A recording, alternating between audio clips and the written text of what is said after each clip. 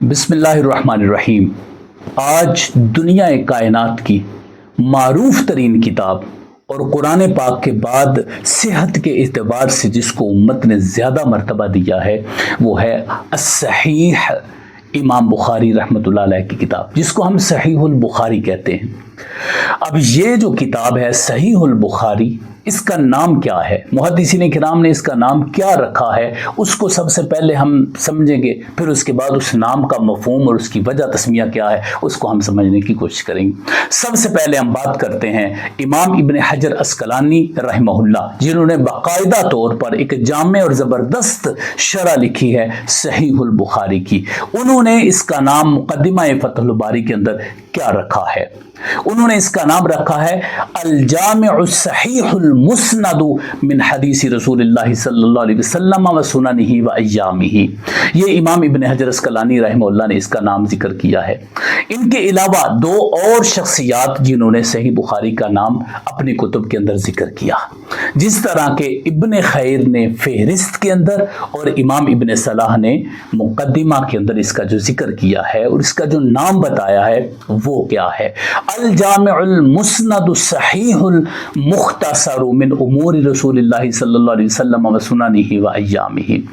اب ان دونوں ناموں کا اگر ہم تقابل کرتے ہیں یا دیکھتے ہیں تو اس میں زیادہ واضح اور زیادہ جامع نام جو ہے وہ امام ابن صلاح اور ابن خیر کا نظر آتا ہے، جس کے اندر انہوں نے باقی بھی جو اس کتاب کی خصوصیات ہیں، جو شرائط ہیں، ان سب کو ملحوظ خاطر رکھتے ہوئے اس چیز کا ذکر کیا ہے۔ کیوں؟ اس لیے کہ وہ سمجھتے تھے کہ یہ نام زیادہ جامع ہے، لیکن اس کا یہ مطلب نہیں ہے کہ امام ابن حجر عسقلانی رحمۃ اللہ علیہ نے جو نام بیان فرمایا وہ ٹھیک نہیں ہے۔ بس بات صرف اتنی ہے کہ ان سے زیادہ واضح نام یہ ہے جو امام ابن صلاح نے اور ابن خیر نے ذکر کیا ہے فہرست کے اندر، اور امام ابن صلاح نے مقدمہ کے اندر ذکر کیا ہے۔ اب اس کو ہم سمجھیں گے کہ جو امام ابن صلاح اور ابن خیر نے نام ذکر کیا اس کے اندر کیا وجہ تسمیہ کیا ہے اس کی، اور اس کے اندر خصوصیات اور اس کے امتیازات کیا ہیں، اس کو ہم سمجھنے کی کوشش کریں گے، اور اس کے مفاہیم کیا ہیں۔ اسی کے اندر ہی امام ابن حجر عسقلانی رحمۃ اللہ علیہ کا جو نام ہے وہ بھی واضح ہو جائے گا۔ تو انہوں نے یہ نام رکھا ہے الجامع المسند الصحیح المختصر۔ اب اس کو ہم سمجھنے کی کوشش کریں گے کہ جامع کس کو کہا جاتا ہے۔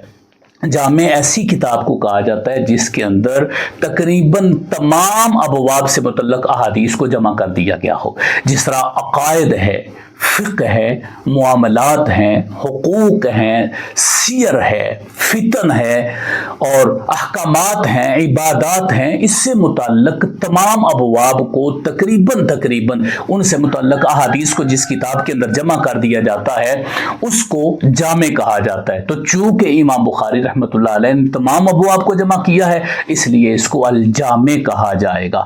پھر اس کے بعد المسند، الجامع المسند، اور مسند کس کو کہا جاتا ہے؟ ایک تو وہ ہے کہ جو صحابہ کرام کی ترتیب سے ہوتی ہیں، اور دوسرا یہ ہوتا ہے المسند کا لفظ جو بولا جاتا ہے وہ بولا جاتا ہے اصطلاح کے اندر المسند اس حدیث کو کہا جاتا ہے جس کی نسبت رسول اللہ صلی اللہ علیہ وسلم کی طرف کی جاتی ہے، یعنی صحیح اور متصل روایات جس کے اندر ہوتی ہیں اور جن کی نسبت رسول اللہ صلی اللہ علیہ وسلم کی طرف ہوتی ہے، یعنی مرفوع متصل روایات جس کے اندر ہوتی ہیں اس کتاب کو بھی مسند کہا جاتا ہے۔ تو اس اعتبار سے امام بخاری رحمۃ اللہ علیہ نے رسول اللہ صلی اللہ علیہ وسلم کی مرفوع احادیث کو ذکر کیا ہے۔ ہاں، جہاں کہیں موقوف اور مقطوع آتی ہیں یا تعلیقات آتی ہیں تو ان کو ان کے تابع سمجھا جاتا ہے۔ مقصود کتاب امام بخاری رحمۃ اللہ علیہ کا وہی ہے۔ پھر اس کے بعد الصحیح آ گیا، یعنی اس کا مطلب ہے کہ امام بخاری رحمۃ اللہ علیہ کے نزدیک جو احادیث صحیحہ تھی انہوں نے ان کو اپنی کتاب کے اندر رکھ دیا ہے۔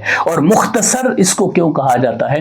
اس لیے کہ امام بخاری رحمۃ اللہ علیہ نے 6 لاکھ احادیث میں سے انتخاب کیا، اور دوسرے قول کے مطابق 1 لاکھ صحیح احادیث اور 2 لاکھ غیر صحیح روایات سے امام بخاری رحمۃ اللہ علیہ نے اپنی اس کتاب کا انتخاب کیا۔ تو لاکھوں میں سے اتنی کم تعداد میں احادیث وہ اس کا اختصار ہوتی ہیں جس کی وجہ سے اس کو مختصر کہا جاتا ہے۔ آگے من امور رسول اللہ صلی اللہ علیہ وسلم و سنن و ایام سے مراد رسول اللہ صلی اللہ علیہ وسلم کی سیرت پاک پاک ہے اور آپ صلی اللہ علیہ وسلم کے اقوال و افعال ہیں، یعنی رسول کریم صلی اللہ علیہ وسلم کے اقوال و افعال تقاریر کو اس کتاب کے اندر جمع کر دیا گیا۔ تو یہ تھا اس کا نام محدثین کرام کے نزدیک اور اس کی وضاحت۔